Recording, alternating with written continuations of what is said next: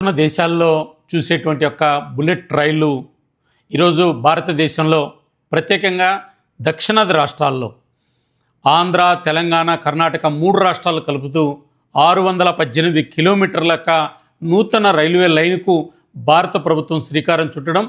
దీనికి తెలంగాణలో 239 కిలోమీటర్లు, ఆంధ్రప్రదేశ్లో పుట్టపర్తి, ధర్మవరాన్ని అదనంగా కలుపుతూ భగవాన్ సత్యసాయిబాబా గారి ప్రపంచ పర్యాటక కేంద్రాన్ని పరిగణలోకి తీసుకొని 275 కిలోమీటర్లు, అదేవిధంగా కర్ణాటకకి సంబంధించినటువంటి విషయంలో అదనంగా కలిపితే 94 కిలోమీటర్లు, మొత్తం 618 కిలోమీటర్లతో ఒక నూతన రైల్వే కారిడార్ను తీసుకురావడం అనేటువంటిది ఒక గొప్ప విషయం.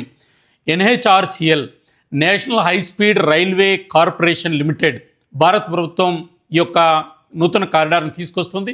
దాదాపు హైదరాబాద్ నుంచి బెంగళూరుకు 2 గంటల నుంచి 2 గంటల 30 నిమిషాల లోపల చేరుకునేటువంటి ఒక హై స్పీడ్ రైల్ అనేటువంటిది ఇది ఒక గొప్ప నూతన ఆలోచన అని చెప్పి నేను భావిస్తున్నా.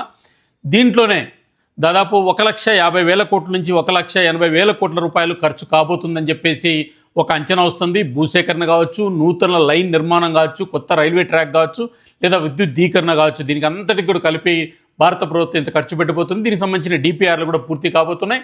దీన్ని ఈరోజు ప్రధానంగా ఆంధ్ర, తెలంగాణ, కర్ణాటక సంబంధించిన ముఖ్యమంత్రులు కూడా స్వాగతిస్తున్నారు.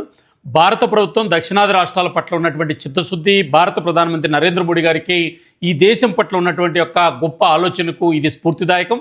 భారతీయ జనతా పార్టీ NDA ప్రభుత్వం ప్రపంచ దేశాలకు పోటీపడి అన్ని రంగాల్లో పోటీపడుతున్న సందర్భంలో ప్రపంచంలో అతిపెద్ద రైల్వే లైన్ అయినటువంటి ఒక భారతీయ రైల్వేను కూడా ఈరోజు విస్తరీకరించడం, ఇందులో భాగంగా బుల్లెట్ ట్రైన్ తీసుకురావడం అనేటువంటిది స్వాగతిస్తున్న భారత ప్రభుత్వానికి, ప్రధానమంత్రి గారికి, రైల్వే శాఖ మంత్రి అశ్విని వైష్ణవ్ గారికి, అదేవిధంగా సహకారం అందిస్తున్నటువంటి తెలుగు రాష్ట్రాలకు సంబంధించిన 2 ముఖ్యమంత్రులు, కర్ణాటక ముఖ్యమంత్రి గారికి కూడా నేను అభినందన తెలియజేస్తున్నా. భారతీయ జనతా పార్టీ, భారత ప్రభుత్వం తీసుకున్నటువంటి ఒక గొప్ప నిర్ణయాన్ని దక్షిణాది రాష్ట్రాల ప్రజల నుంచి అభినందనలు తెలియజేస్తున్నా, స్వాగతిస్తున్నా.